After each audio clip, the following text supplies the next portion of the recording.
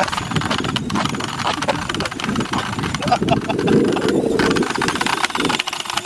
going. No!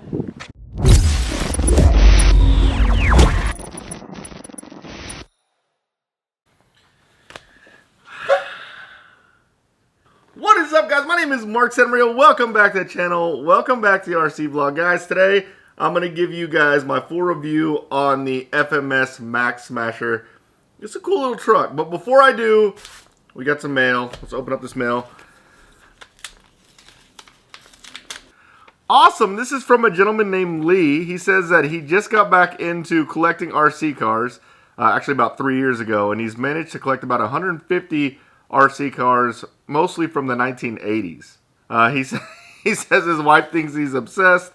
Obviously, I have a very similar problem with a lot of RC cars, but he has a cool logo.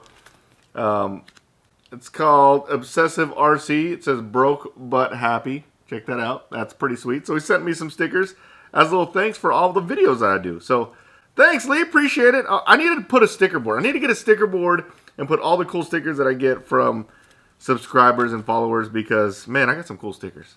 Thanks a lot, Lee. Alright, so on to the review of the Max Smasher. First and foremost, did you guys see those reverse wheelies? It will do reverse wheelies for days. The only problem is it chops up that front bumper, but I think you can literally stand it up. Like, look, it stands up. It stands up like that, but it's so much fun. Just to see how long you can do a reverse wheelie.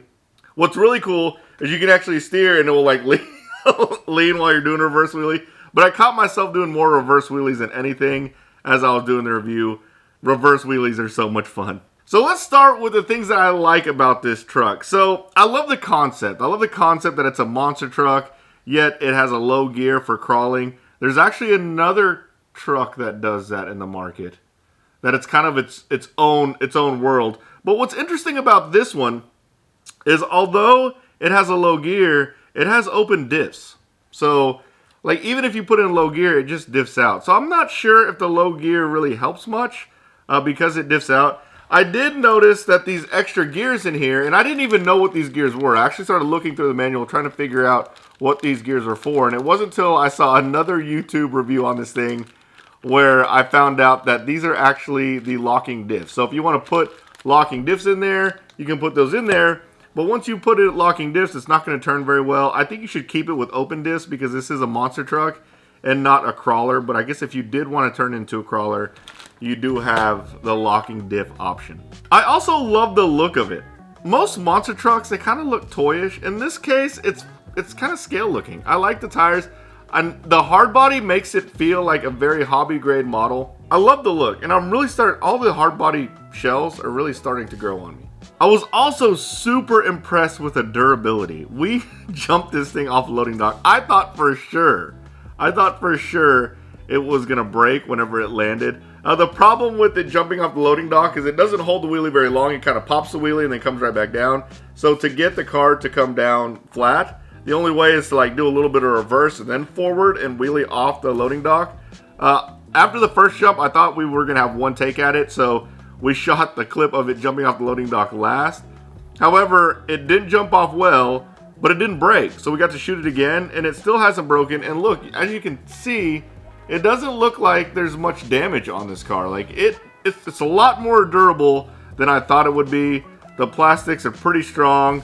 Nothing broke. Super impressed. I also really like the portals.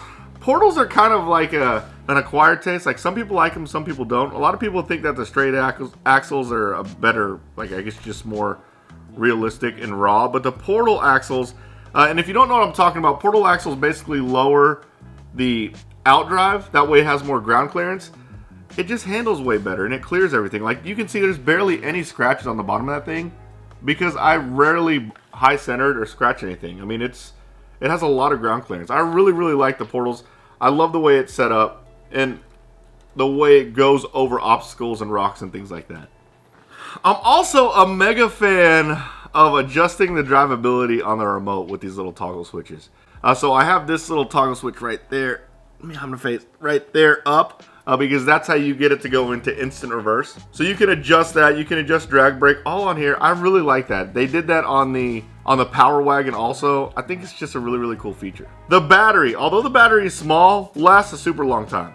Like, I seriously, me and my sons drove it for maybe 30, 45 minutes, and it didn't even run the battery down. We put a new battery in it anyways, just because we didn't want to have a fully charged battery in the bag.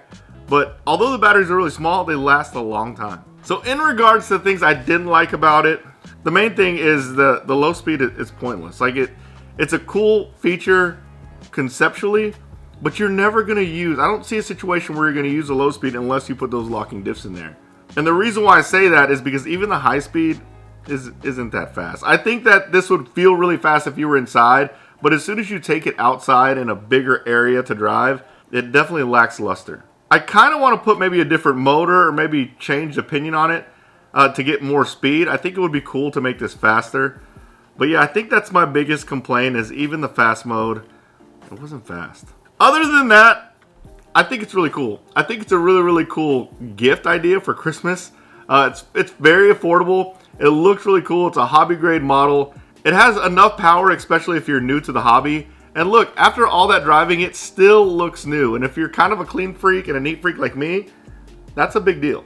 So in regards to what I'm going to use it for, I think this is a perfect car to let my nieces and nephews drive for the first time. If you're a kid, I can put them on the slow mode, and it's going to be incredibly slow where there's no way they can break anything. And then the fast mode isn't super fast anyway, so they'll be able to control it. And it's small, so they can do it inside the house. All in all, I give the truck a thumbs up. It's definitely a cool one to have in the collection. And if anything, it could be a really cool shelf queen. Well, I hope you liked this video, guys. If you did, smash the like button, subscribe to my channel, turn on the notification bell, and you guys will see me next time. Later, guys.